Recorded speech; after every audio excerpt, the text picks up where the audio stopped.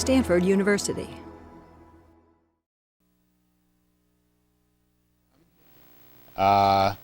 We have a attendance sheet, but hopefully she'll be coming in here and distributing the form. If not, we'll have something up here at the end of class for people taking the course for credit. Next week we have Yvonne Rogers from the Open University.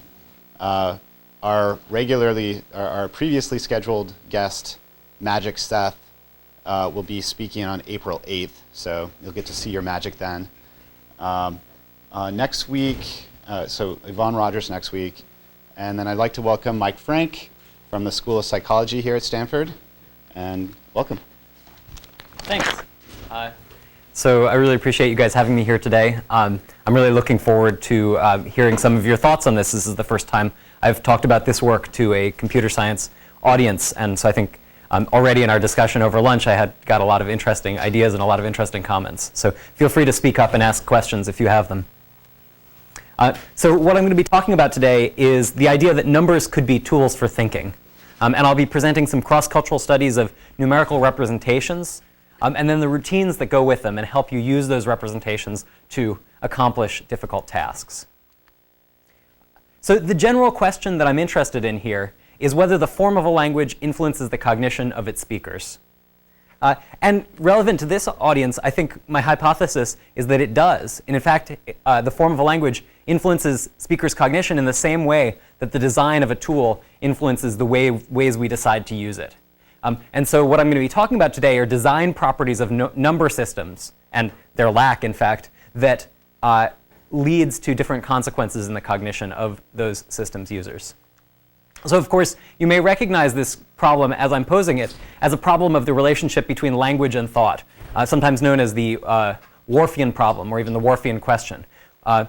And this question about whether the form of a language influences the cognition of its speakers has answers that have been put largely on a single continuum, one-dimensional continuum, between the idea of strong interaction between language and thought and no interaction.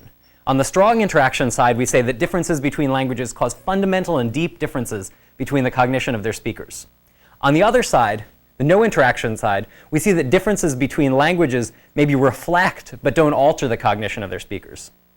So you can think of the view that I'm going to be talking about today as a view under which language creates abstractions that help you think, but doesn't alter underlying representations. So this is kind of a middle view that synthesizes both of these endpoints, both the no interaction and the strong interaction, by providing a mechanism by which language can supplement previously existing representations and also create new ones.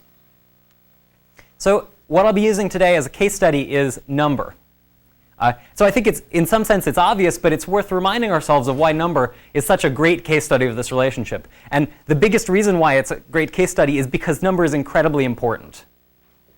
You can think about ways we might be able to do without some little aspects of language. Maybe if our prepositions were different, that'd be okay. Maybe if we didn't have words like lucubrate or heuristic, maybe that would be all right too. But if we didn't have numbers, our society would be really fundamentally different. We wouldn't have things like bridges or money or computers. All of those technologies require number and mathematics to make them work, and they're really fundamental to the structure of our society. But things like the Golden Gate Bridge are expressions of sort of number at its most sophisticated. And another reason why number is a great case study is because we actually understand a tremendous amount about its roots cognitively. In particular, there's a very beautiful story that's emerged over the last 30 years as we consider what the basic pre-linguistic number representations are. And these number representations are present for pre-linguistic infants, for young babies. They're also present for non-human primates like chimps or rhesus macaques. And they're even present in animals like pigeons or honeybees in some form or another. So there's really an interesting story about how these two pre-linguistic number representations come together to create a linguistic representation of number. So these two systems can be referred to in a variety of different ways, but I'll be talking about them today as the parallel individuation system on the one hand and the analog number system or numerical system, the ANS, on the other hand. The parallel individuation system I'm caricaturing here by the system that's involved when you see a bunch of dots and say 3 of them are highlighted, and then they move around on a screen and you're supposed to track which ones are which. It turns out that people are remarkably good at doing this for quantities of up to 3 or 4 dots. So this is a little schematic curve, whereas the number of dots that you're tracking increases, the number that you retain increases up till about 3 or 3.5, and then it flattens out. And you can't track really more than 3 or 3.5 dots, even if there are 6 or 7 or 8 or 10 that you're supposed to. In fact, what happens is it all seems to explode, and you end up with 3 anyway. So that's the parallel individuation system. It has something to do with objects and your attention to those objects. It seems to be limited to 3, and it seems to be able to track those 3 as individuals. That can be contrasted with the analog numerical system, which is a non-linguistic representation of quantity that scales to very, very large quantities, is in fact maybe more appropriate for large quantities than small ones. The ANS has one property that's maybe most important about it, which is that it is not exact, it's approximate. And the error in it scales with the quantity that's being estimated or quantity that's being measured. So this little graph is a caricature of that relationship. So this is sort of a probability heat map. And so here's the quantity that's being shown, say 10, and here's the estimate. So the probability is centered around 10, but follows this relation, which is important and interesting, Weber's law, that it's the relationship between the standard deviation and the mean is constant. So, yeah? One quick question about the parallel innovation situations. Can people practice and be able to track more things, or are we stuck with? It's a really great question. It used to be thought that this was fixed. It's certainly very close to being fixed, but there are certain types of intensive and interesting practice that make this better. The key one is playing violent action video games. Yeah, so it's not a fundamental limit on the visual system, but it is certainly one that's relatively core to it. Okay, so these are the 2 ingredients of pre-linguistic or non-linguistic number. The one that I care about most for the purposes of this talk is this one, and in particular the relationship between sigma, the standard deviation of the estimates, and mu, the mean being estimated. This constant relationship is actually going to give us a signature that we can look for when we look for the operation of the ANS. Okay, so with number as our case study and these as our ingredients, we can propose a slightly more specific hypothesis, which I'm calling the language as tool or online linguistic encoding hypothesis. And that hypothesis is that effects of language on cognition result from the creation of abstractions that are used online and preferentially, so that's in the moment and as the preferred route for the efficient encoding, storage, and manipulation of information. So in the case of number, what this means is that if you've got language for number and you're doing a numerical task, you're going to want to use that language preferentially to do the task. In the absence of that language or the unavailability of that language, you'll fall back on those pre-linguistic systems that I just showed you. So in this talk, I'm going to show you 4 case studies of number representation systems that I think provide evidence towards this broad hypothesis. The first case study is of a population with no numbers. That's the Pirahā, a tribe in South America. The second group is a group with what you might think of as a partial number system. They are speakers of Momu in Papua New Guinea. The third case study comes from here at Stanford with standard cognitive psychology tools looking at when we block access to number words in a population of Stanford undergraduates. And the final case study looks at a non-linguistic representation of number. This is the case of mental abacus users in India. So let's start with the Pirahā. So the Pirahā are a group that are quite isolated. They live on a tributary of the Amazon River in a relatively westerly part of Brazil, South America. So this is a picture from the air of their village. You can see a unstaffed Brazilian clinic and a bunch of small huts. The village has a total population of about 30 or 40 adults and about the same number of children. The Pirahā first came to prominence through a study by Peter Gordon, which had really interesting data in it. Gordon suggested that the Pirahā language had words for one, roughly two, and many, which is actually a pattern that's pretty consistent with a number of indigenous groups in South America, Africa, and Papua New Guinea, among other places. But even more surprisingly, he suggested that the Pirahā actually failed on what to us seemed like very, very trivial numerical tasks, essentially matching games. So in the one-to-one matching game, he'd line up a set of batteries, and the goal of the Pirahā participant was to line up a corresponding, one-to-one corresponding set of batteries. So in this graph, you can see that as the quantity in the target set of batteries increased, the proportion of errors made by the Pirahā increased as well. So they started getting things wrong at about 4. Incidentally, that's about the limit of the parallel individuation system. So once they stopped being able to individuate, the idea was they started falling back on an approximate strategy here. In a situation where they had to match 2 orthogonal lines, one stretching away from them and one next to them, they did even worse. They started making systematic errors at 2 or 3, and they were down to basically floor. They were never getting it right by the time they were 9. When items were put in a can systematically, one by one, so they couldn't see the total quantity, the same pattern ended up. Even more exciting, when Gordon calculated the coefficient of variation, this C in that standard deviation over mean relationship, he found that it was constant, which, as I was telling you, is the signature of the analog numerical system. So in other words, here you can see the operation of the parallel individuation system for about 2 things. Then for 3 and above, we saw constant estimation.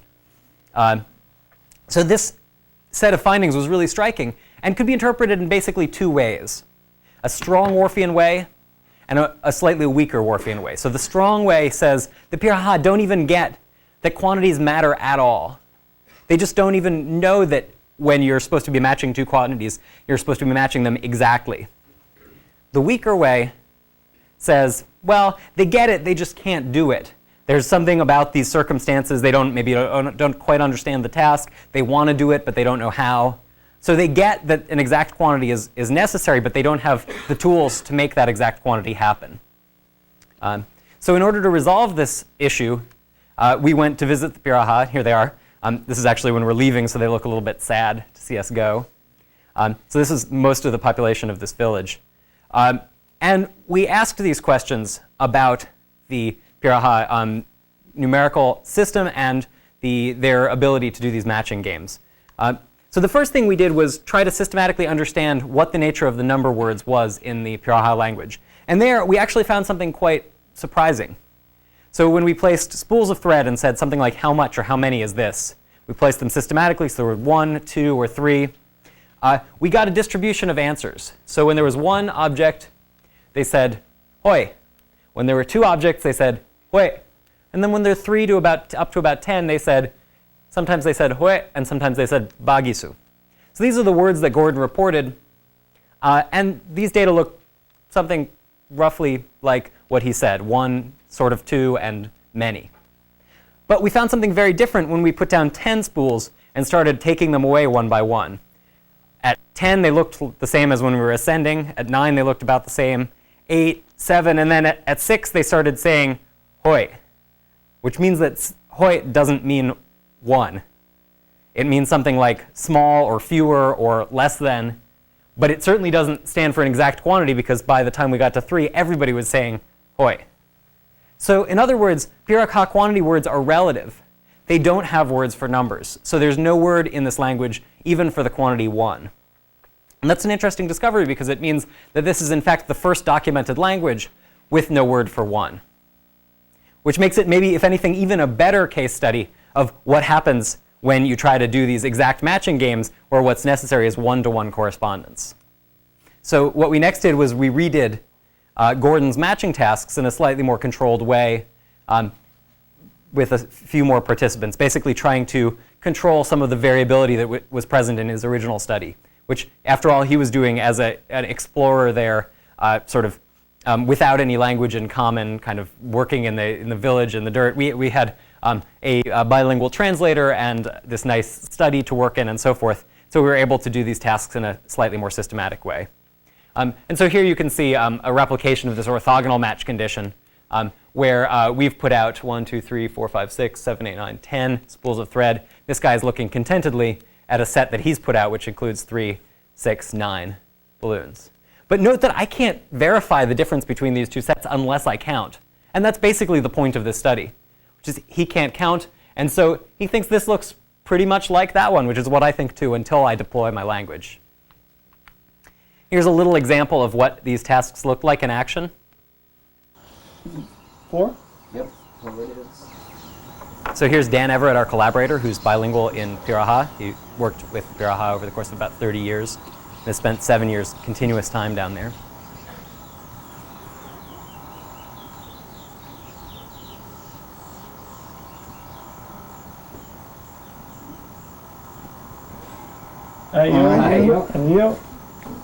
So that's just a single trial in this experiment.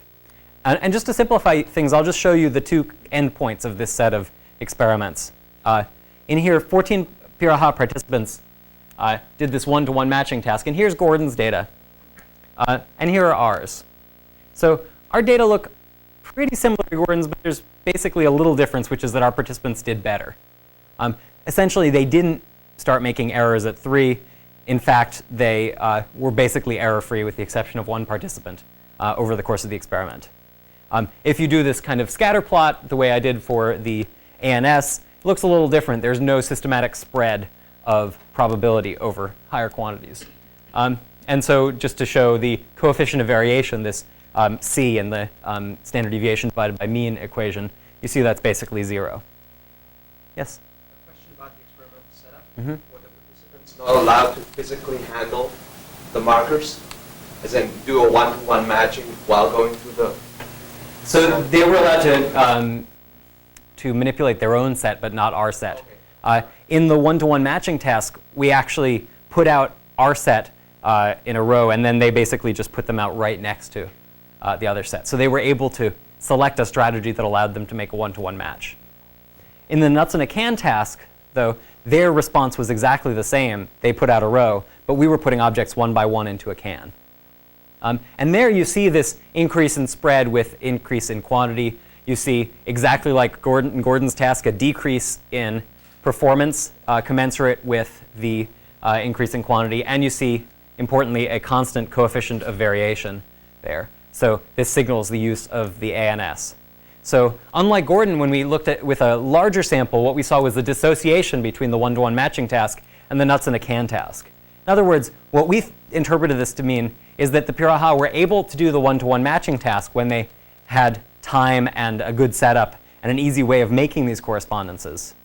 But in a case where they couldn't keep track of the quantity, when these objects were going in the can one by one and they couldn't perform that match, they looked like they were estimating, which is the same thing that we see in pre-linguistic infants and non-human primates and even other creatures as well.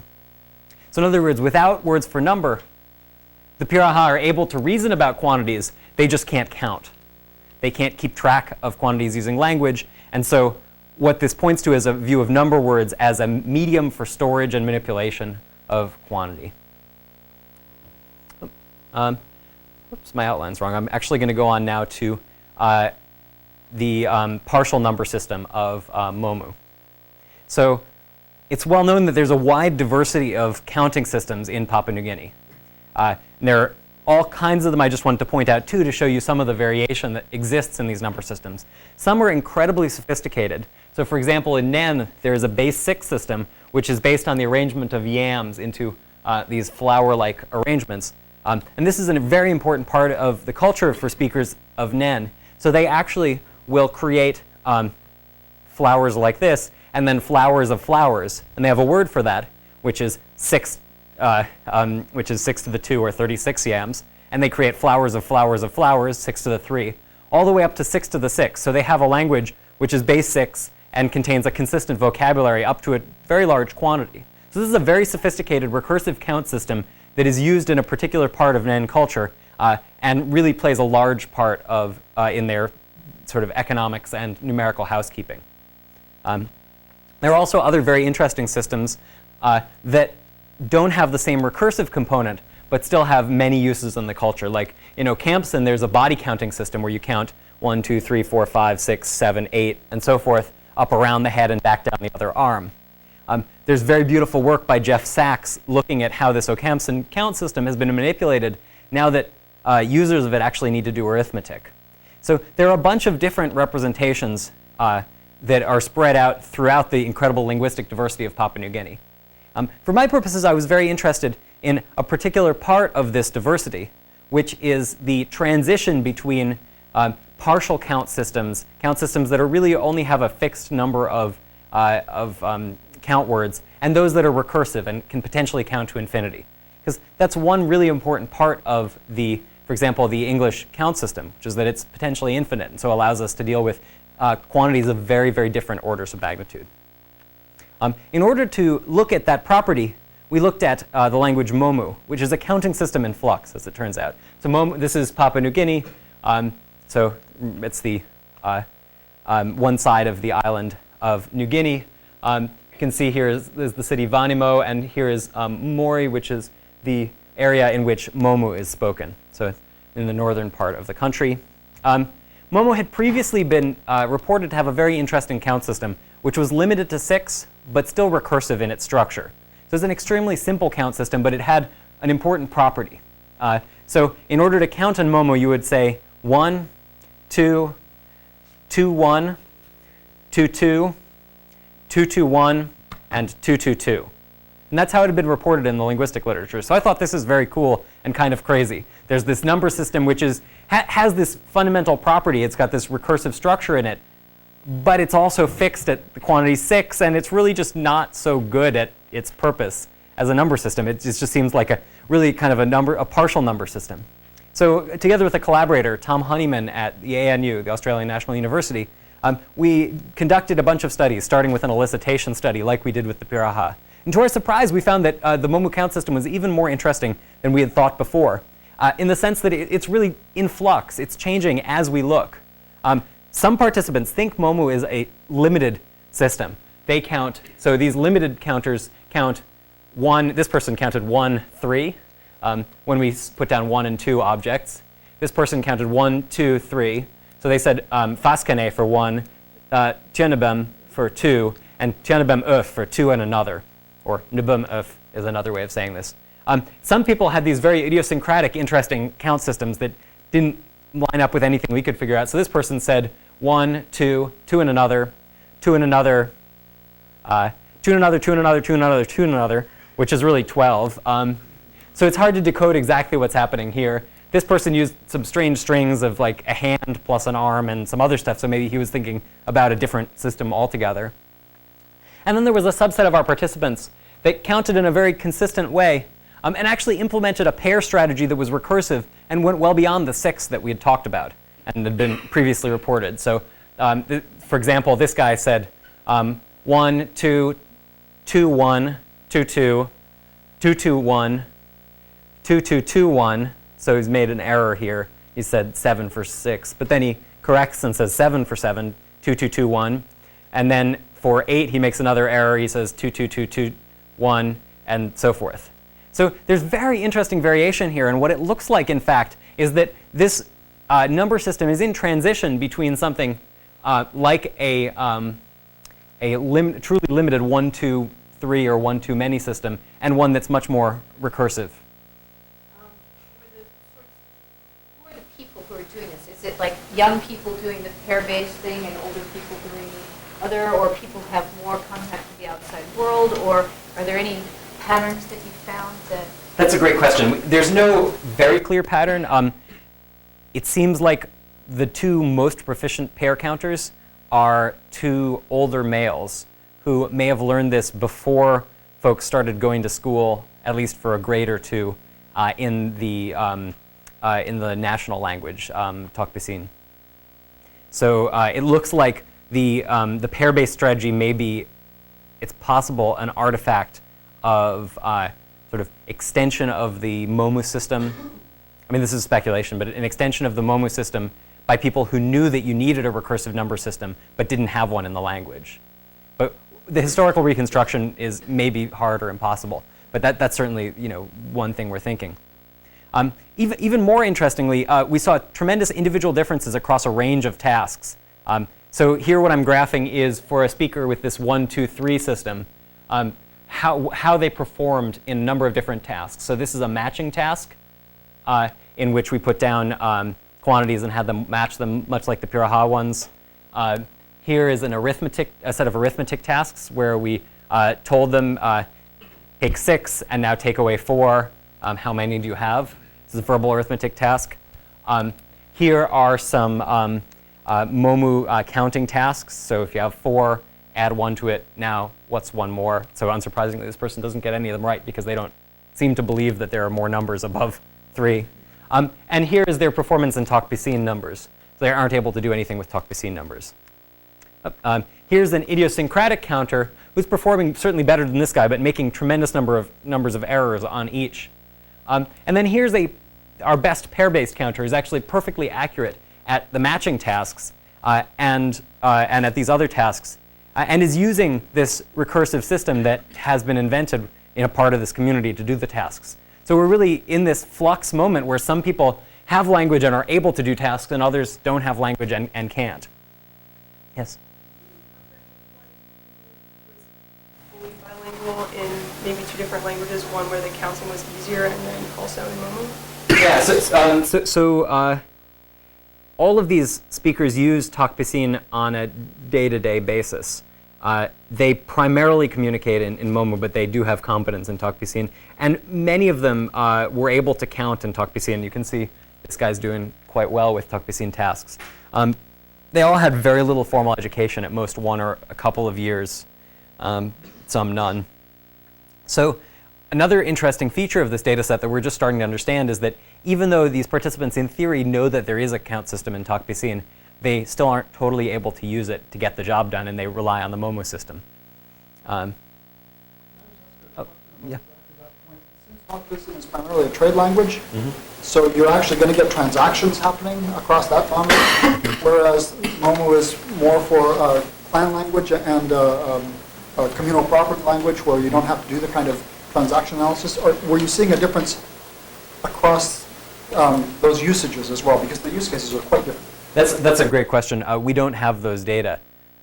We just have a set of elicitation tasks that we've done here and a set of matching tasks. But they're all done by an experimenter, Tom, who's living in the village over the course of 4 months and knows Momu quite well.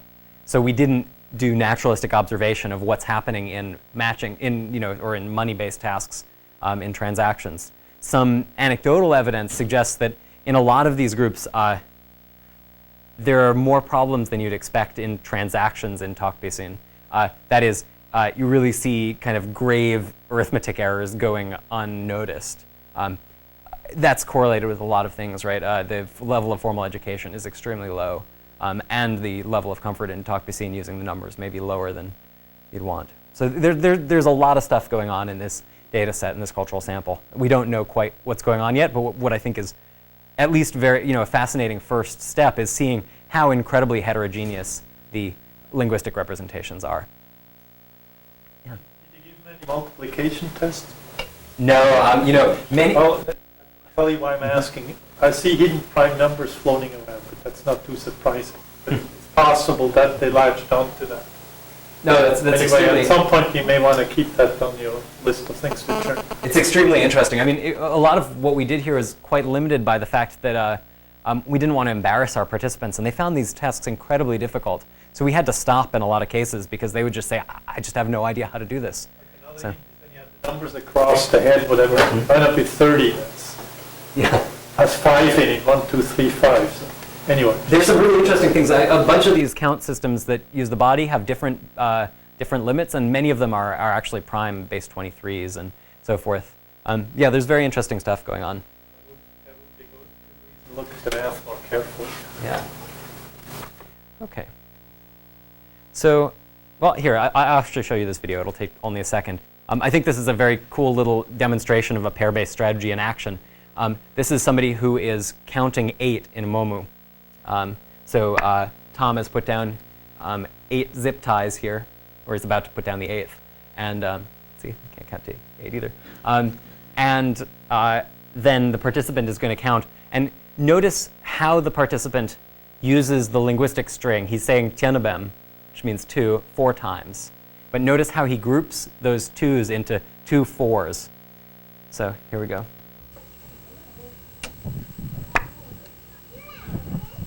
Okay. Another. So he's saying, and another. Oops, I talked over him. Let just hear that one more time. So he goes. Okay. Another.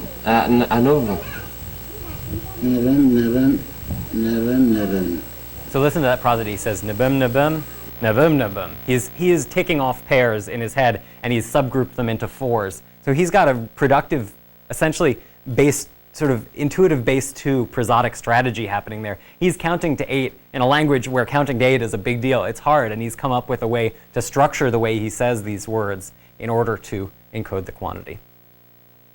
Okay, so that's all I'll say about this. I mean, I think this is a very neat case study that we're just beginning of a case where the linguistic tools are changing as we watch in response to the needs of the people using them. And the ways they change are manipulating the things that the people can do with them. So this is a guy who is able to use a certain version of the Momu count list in order to do relatively sophisticated small number tasks. But many of the other participants in his community cannot. Okay, so in the third case study I'll show you, I'm just going to use kind of classic tools from cognitive psychology to give you a sense of what it looks like when you have words for numbers, but in the moment you're trying to use them, you actually can't get at them. So we just do this with English speakers, and we use what's called verbal interference. We tie up people's ability to talk by having them say something else to themselves. When you're talking, it goes, the hypothesis that you can not count at the same time. So okay, the task we use here is a bit complex, so I'll build it up by parts. I'll show you each part one at a time. So what I'm going to do now is I'm going to flash up a string of letters very quickly. And I want you to watch carefully in the center of the screen, read the letters out to yourself, and then say them back right after it stops. Ready? Get set, go. Okay. Okay, so you got it. You can all remember that string of 6 letters. Now, in this next one, I'm going to show a set of dots. They're going to flash right around that center point. And your job is to keep track of how many there are and yell out the number after it's done. Ready, set, go.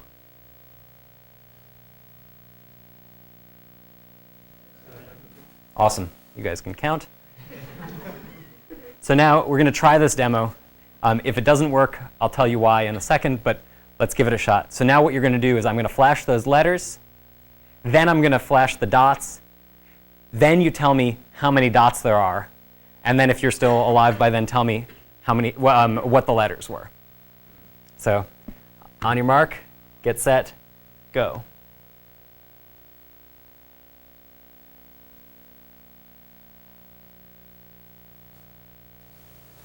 Okay, how many? What are the letters? L, Q, D, and C. Okay, so I heard a lot more tentativeness, but some people definitely got that. So here's the problem with doing a paradigm. So here's what the paradigm is trying to do. The paradigm is trying to have you saying those letters to yourself as you try to count the numbers. And the question is whether there's an interference effect between counting and saying the letters. Here's the problem. You guys are all smart people, and you have long and differently length phonological buffers in your heads. So some of you had no trouble remembering and repeating those to yourself and saying them out loud to then afterwards at the same time as you're counting. Other people might have had a harder time with it. So exactly. So what you have to do with this paradigm is you have to titrate the difficulty of those letter strings. So that's what we do for every participant. We test how hard that letter string memory task is, and we titrate it to be just hard enough that they are barely getting it. And then we take that number of letters and we use that as the interference for the counting task. So this task is individually titrated for each person. And what we predict is an interference effect. But of course, anything could be interfering. It could be that I ask you to twiddle your thumbs and it distracts you a little bit, and so you don't count as well.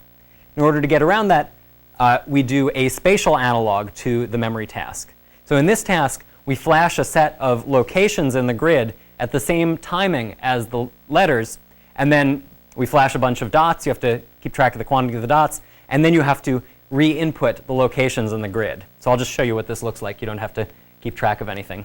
But here are the locations, and then here are the dots. And then here's the grid again, so you'd have to click on the locations. Well done. So your facility with doing that may presage a bit of the results. So again, what I'm plotting here is the reported quantity versus the target quantity for verbal interference and spatial interference. And what you can see is when we titrated each of these paradigms to the same level for each participant, there's a big interference effect for the verbal interference and a much, much smaller interference effect for the spatial interference. So this doesn't happen because the interference effects, interference tasks are of different difficulties because we've set them to be the appropriately similar difficulty for each participant. And you can see that again in the accuracy. So spatial interference, there is some decline in accuracy with quantity, but the decline is much quicker with verbal interference. And then also in the coefficients of variation. So you can see the coefficient of variation for 4 and above is flat for the verbal interference, indicating analog magnitude use. And it's significantly decreasing for the spatial interference, indicating that people are counting, they're just messing up. And this is precisely the kind of signature that other work has shown for counting with errors. So what we see here is a dissociation between verbal and spatial interference, suggesting that verbal interference in English speakers is really knocking out the ability to count and leaving them essentially where the Pirahā were, that is, using the analog number system. Okay. The last piece of evidence I want to show you starts to ask the question of whether language is the only way to represent exact number. So in order to do that, we look at a population of mental abacus users. So mental abacus users are trained to use a Japanese soroban abacus, which is a way of representing numbers that actually goes all the way back to Roman times. It's a fabulous innovation for doing quick computations. So a soroban abacus has what are sometimes called earth beads down here on the bottom. They stand for 1s, and heavenly beads, which stand for 5s. So on this row, you see an earth bead in play that's by the center bar and a heavenly bead away from the center bar. So that's 1, then 2 earth beads, 3, 4, and so forth. But then for 5, we move the earth beads out of play and move the heavenly bead down. And 6, we get a heavenly and an earth, and so forth up to 9. So this is a system for representing numbers. It also has place value. So you can arbitrarily set this to be the home row. And if this is the home row, then this is the 1s, then this is the 0.1s and the 0.01s, and so forth. Or you could set this to be the 1s, and that would be the 10s and hundreds and thousands and so forth. So the abacus is a great system for bookkeeping. It's used all over Asia, and in the ancient world it was used as well. The key to why it's so great is because you can, like in language, when you memorize your times table or you memorize your one-digit addition, you can memorize a small, relatively small set of motor movements to do additions across, within and across columns, and then apply those recursively to add very, very large numbers with high accuracy. And the great thing about having this be a physical device is you can offload the storage demand onto the device. All you have to do is keep executing the algorithm. You don't have to store the intermediate states. The intermediate states are there for you to see on the abacus, since you can leave it there all day and come back to the calculation later. In this work, we studied a group of children in India who have started to learn to use the soroban abacus to do computations, and then actually do one thing further, which is learn to use a mental representation of the soroban to do arithmetic in their head. So what they're doing is maintaining a mental image of that abacus and then pretending to move the beads and moving the beads in their mental image in order to keep track of a running total in their calculation. You can see some of the similarities and differences between mental and physical abacus use in these videos. So here's a child doing calculations with a physical abacus.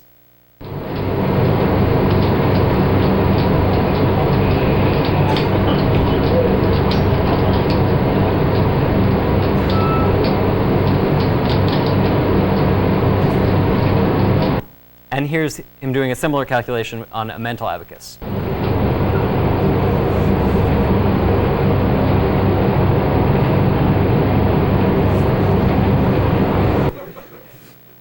And here's the sum he was doing. Yeah, well, so this is actually literally the computation that he was doing in that second video, in that amount of time. So you can see as the mental abacus is a tremendously effective technique for doing very, very difficult arithmetic computations in a very small amount of time.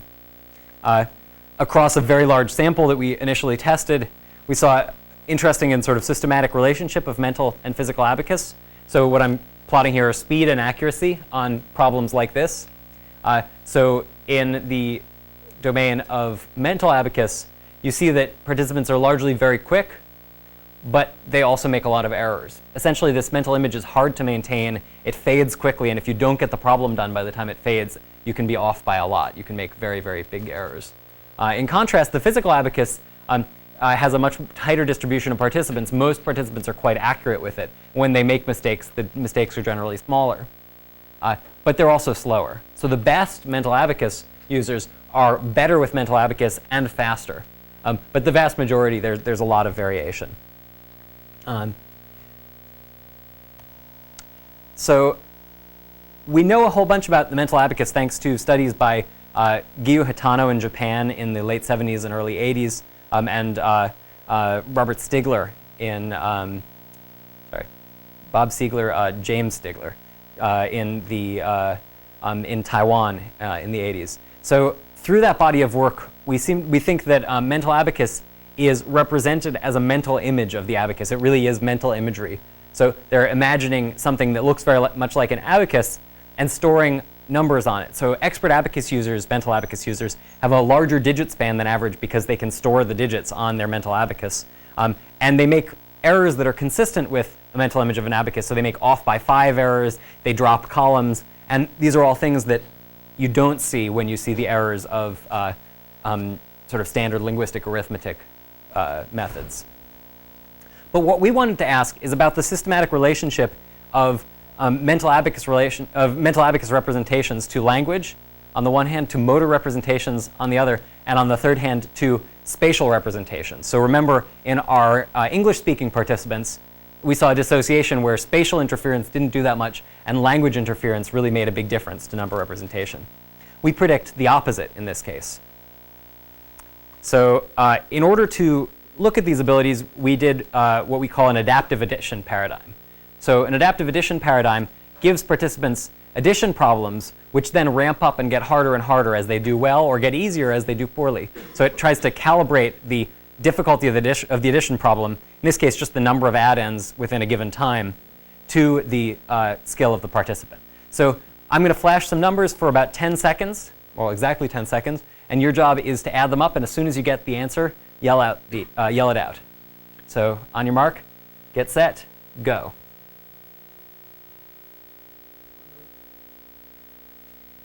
Nice. Somebody using an abacus back there? OK. So 10 seconds feels like a long time when you're doing something that's relatively easy. Now try this one. If you'd done that well, you would have gone up in level quickly, and you would be at this level.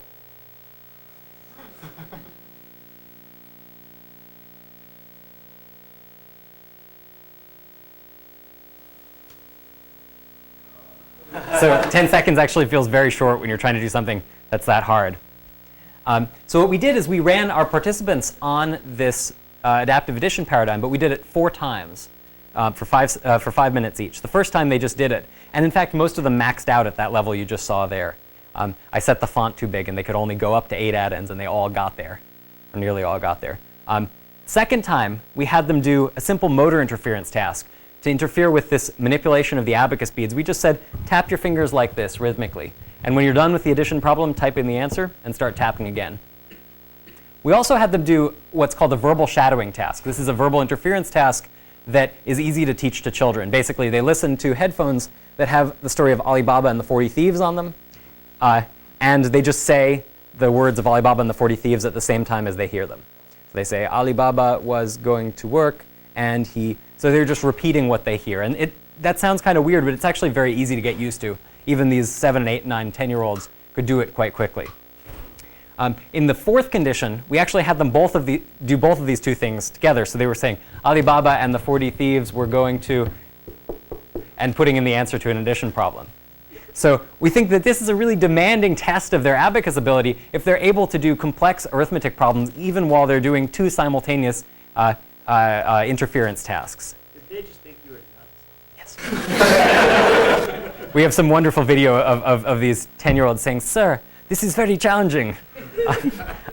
But all in all, they actually really liked this. I think the children that we used in this were the experts from the Abacus school, and they were used to new, interesting challenges being thrown at them. Can you memorize these numbers? Can you add these 2 columns of numbers separately and independently as they come? So they had lots of tricks up their sleeve, and they were among the most kind of checked in and interested participants I've ever worked with. So here's an example of a young woman who's actually doing these two interference tasks at the same time as she's adding large columns of numbers in her head. Ali Baba's house to the thief. The thief marked the door of Ali Baba's house with a cross. Pleased with his achievement, he returned to his chief and narrated the whole story. The chief decided to attack Ali Baba's house, and that night, in the city, when Margilia. So you can see this is not easy for her, but she's doing it, and she's doing it remarkably well, and that was consistent for the group. So what I'm plotting here is the aggregate data across the group, the number of two-digit add-ins they were adding, and their probability of a correct response. So this is a sort of a large regression model that's trying to capture the general trends while accounting for the specific individual level trends. So you can see with no interference, participants were at about 80% correct, even with 8 add-ins in 10 seconds. With verbal interference, they decreased significantly, but we're still doing a remarkable number of add-ins with high proficiency. Manual interference, this tapping task, was actually harder for them, if anything, than the verbal interference, at least numerically. And both together, of course, was harder, but remarkably, they were still able to accomplish the task with fairly high proficiency. In fact, some participants still remained able to add 8 add-ins at a time, even while doing both tasks jointly. Do you have any notion of how well they were doing the other tasks? I mean, that's a great question. We tried. We actually coded each individual utterance for this verbal shadowing task. And what we found was that, unsurprisingly, they weren't doing it all that well. But in fact, they did it better when they were getting the Abacus task right than when they were getting it wrong. In other words, they weren't trading off between the two. And that was the key worry we had. If they were trading off, we'd expect on the trials where they did one well, they do the other badly, and so forth. In fact, what we saw is a little bit of what you might call a flow effect. You mess up one thing and everything goes to heck, and then you have to get started again. But I'll show you one task after this, the last task I'll show, which addresses that question a little bit. Yeah. Did you tell them they got an answer right or wrong? Yeah, they saw an out of time or a incorrect, and they'd go down a level, so they'd know that happened.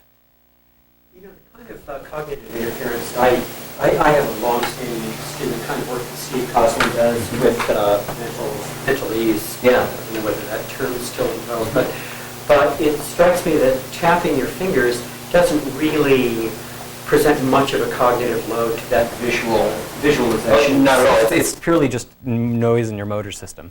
So that wasn't a concern. I mean, it strikes me that the verbal task of simultaneously reciting Alibaba is harder than...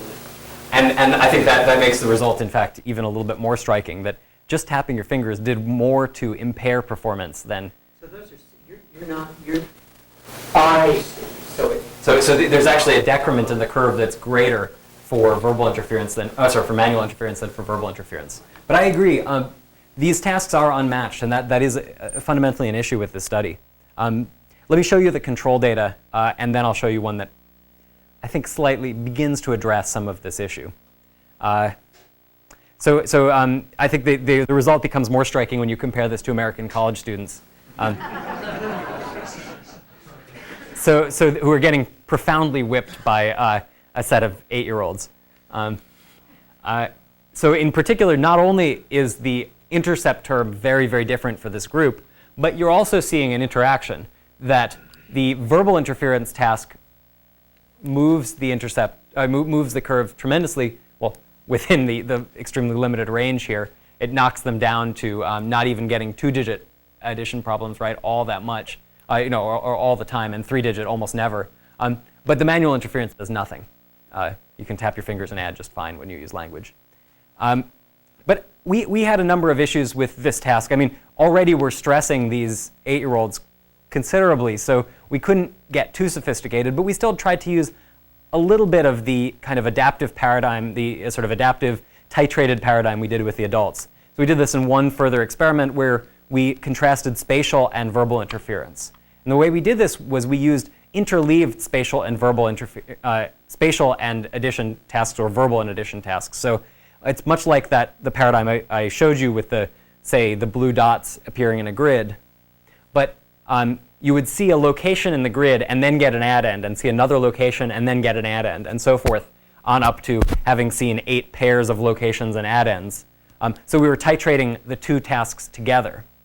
So first we would titrate just the spatial grid, then we titrate the spatial grid plus addition. And then we do the same thing with strings of letters. Titrate the strings of letters and titrate the strings of letters interleaved with an addition problem.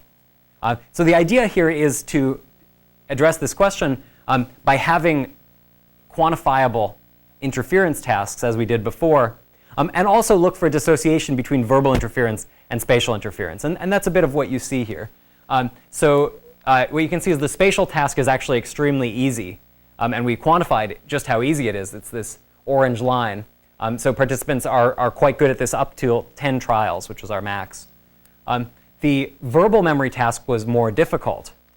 So they were able to remember the verbal strings with less facility, but some of them were still able to go out to 5, 6, 7 letter or repeated trials in the verbal case.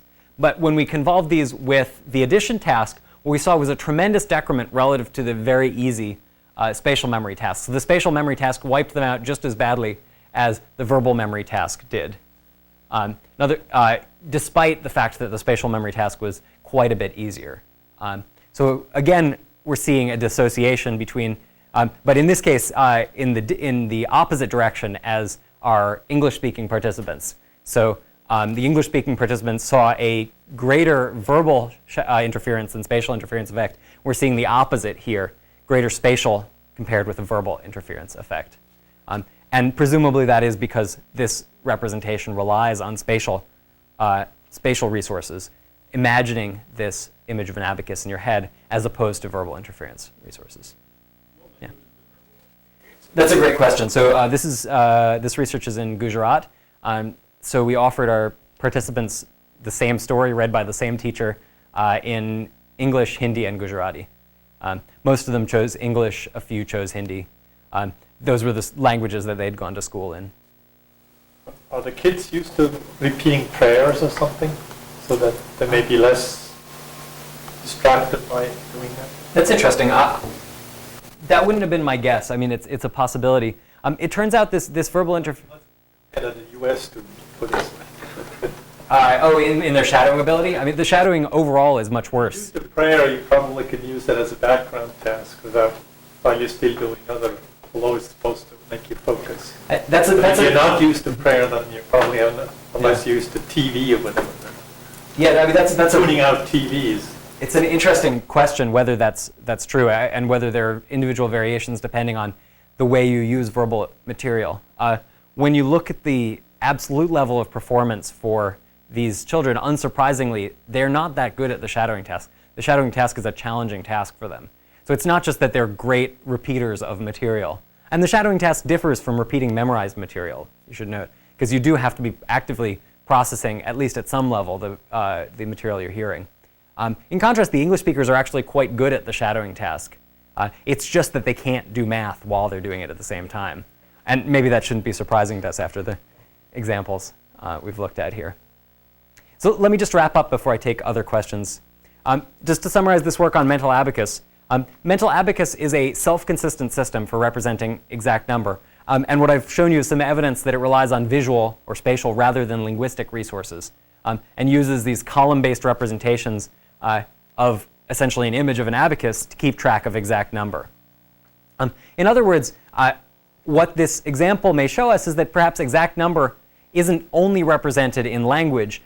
Instead, an exact number representation can be maintained in a number of different systems, visual and linguistic, so long as those systems define a set of representations and then calculation routines, algorithms that go over them. In other words, that representing number is about creating abstractions regardless of the substrate that they're stored in. More generally, the view I've tried to propose here is of language as a tool. And the idea here is that languages provide different sets of representations for number.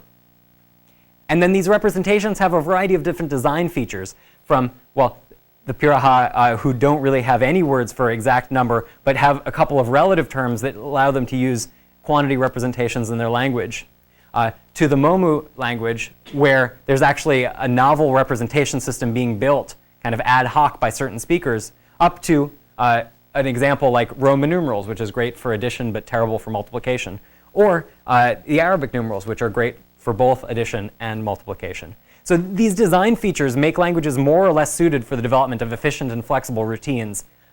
And by implication, these design features allow humans interacting with these systems to create systems of hierarchical abstraction that allow them to do more and more relative to the complexity of the underlying operation set. So I think this work speaks to the Whorfian question I started with, the idea of a middle ground between no interaction between language and thought and complete determination of thought by language. But it also has implications for understanding how we create external tools that are meant to extend cognition. In other words, when we're trying to create tools to help us think, we should think about these case studies and understand how creating a small set of primitives and an easy to encode set of operations over them allows users to innovate new and accurate ways to do the tasks that they're trying to accomplish. So thank you very much for being here today and for inviting me. Thanks, and just thanks to all of my collaborators in this work, including Dan Everett, the expert on Pirahā, Ted Gibson and Ev Fedorenko at MIT, Dave Barner on the Abacus work, and Tom Honeyman, who conducted the Momu fieldwork. Thanks. Yeah. Thanks for an interesting talk. One of the things I really liked of the Abacus example was how it combined like a base 10 and a base 5 system at once. And one of the nice properties of that is when you look at the ones, you can actually use really low-level perceptual routines, like subitizing, to get a really accurate glance at the state of the calculation or the number, which is, I mean, one example of a sort of design principle you might pull out for trying to do these things. So I was wondering, along those lines, you might speculate, if you will, but if I wanted to invent a better number system, how might I go about trying to do that? That's very interesting. So I want to start by just saying that it's great that you pulled out that theme here. I didn't talk about our work on why Abacus is the way it is, but I think it largely recapitulates your comment, so maybe it's not necessary. We've really focused on trying to figure out what it is about the Abacus representation that's good, and I think it's exactly that it's column-based, so you can select the columns using your visual attention, and then the number of objects on the columns is small enough that you can use parallel individuation to capture them. So you just got that exactly. General features of these designs that are good. Well, the Abacus fits very nicely with the layout of visual attention, that we can do this parallel selection and subitization process, and we can do it within the quantities represented in a single column of Abacus. So that seems to be very important. To the extent, for example, that you might be designing a representation for another modality, such as the tactile modality, you might ask about the kinds of storage and the kinds of individuation that that human users are able to deploy in that modality. I think the same thing would be true for something like sound. You might use localization of sound as a cue, and you'd want to ask about what the resolution of our sound localization is, or what the resolution of our perception of patterns is in the tactile modality. So thinking about those sort of cognitive limits on the technology, that's one moral you could draw from this work. A second moral I think that's very important is the trade-off between the number of basic operations and their flexibility. So an interesting thing to think about is how much material you have to memorize in order to be able to consistently perform one of these algorithms. So in the case of the Abacus, there's actually a substantial startup cost for memorizing what you do when you've got a 5 and you need to add 3, or got a 5 and need to add 7, or you have to. There's a set of hand movements on both hands that you have to internalize and practice very extensively in order to get these problems right and be able to apply that fast enough over a 6-digit number in order to keep the computation in your head. So there's a large startup cost of memorization. In the same way, there's a startup cost for doing memorizing single-digit times tables in order to do long multiplication in English. Other systems have smaller startup costs, but are less able. The Momu case is sort of a trivial case of that. But it's certainly one you don't have to memorize times tables because you only have 1 times 1, 2 times 2, and so forth. Right? There's just not very much to memorize. On the other hand, the eventual capacity is lower. So that trade-off between startup time and eventual ease of expressivity for complex concepts, I think, is an important one that extends across a lot of different tasks, and I'm sure has been studied within other tasks as well. Yeah. Was the mental abacus something they learned at their school, or was that something that you guys? Oh, no, these guys are experts, but they didn't actually learn it at school. They learned it through an after-school program. So this is part of a sort of burgeoning supplementary math education market in India, which functions to prepare children for standardized exams, I think in around 7th grade, that then track them towards different careers. So there's tremendous emphasis put, at least in this region, on doing well in those standardized exams. And so it's very important for parents to invest in their children's arithmetic abilities, for example. Was included in those tests? The virtual abacus capability that was required somehow or helped? Not at all, but it does help. So if you're going into a 7th grade standardized exam and there are all these stories in their marketing material, which is, my son did UC Mass mental abacus, and then at the end of his, 10 minutes into his standardized exams, he walked up to the teacher with his paper and said, sir, I'm done. And the teacher said, you don't want to do the exam? He said, no, I've finished, and I'm perfect. Right? So that's very much the attraction of this system that in a culture where fast addition is being tested and has really tremendous career consequences based on tracking, having this representation that's fast and accurate, even if it requires a high startup cost, it may be worthwhile. That's making me. Are these kids the lower socioeconomic and might abacus be something that we would bring into America? You're setting me up with all these fabulous questions about the rest of the research program that I didn't talk about. So these kids are upper SES talented kids with parents that are paying for extra out-of-school education to make them do well and get into good high schools. But you might ask whether abacus is an appropriate intervention for the broader Indian context or even the American context, as you did. To address that, we have been, for over the past year and a half, doing a longitudinal school-based intervention in a school for low SES children in India, where we're randomly assigning children to mental abacus and non-mental abacus conditions. In the control condition, they learn supplemental math skills using the Arabic numeral framework, just as they would do in their normal math class. And we're tracking these children on a variety of different cognitive measures to try to figure out what the effects are of abacus. And in 2 weeks, I get to go do the first year assessment and find out what's happening and whether the abacus intervention has made a difference in their understanding of the number system. So stay tuned. Exactly. Cool. Yes? Is there a way possible to model and quantitatively have predicted these results? And for example, there's other systems for doing rapid arithmetic, like the tracking system.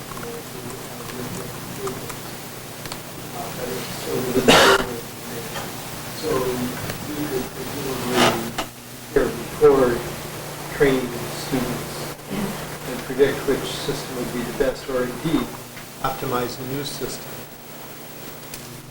I think that the possibility of moving beyond the level of verbal theorizing in this work is tantalizing and very exciting to me.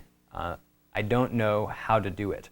So there's a level at which quantitative predictions could be made, but as it stands, through these separate case studies, there are a large number of individual constraints that would need to be specified in such a quantitative model in order to produce the kinds of curves that you're seeing.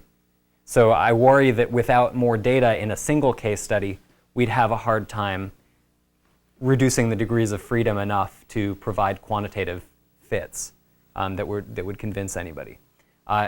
That's not to say that that isn't a goal here. It absolutely is. So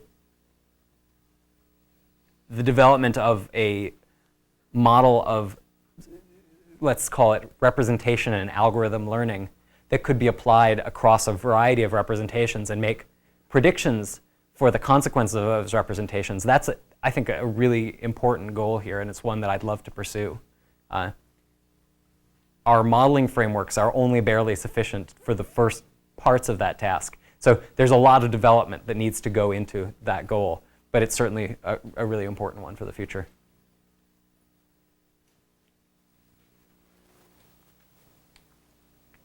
Well, thank you very much.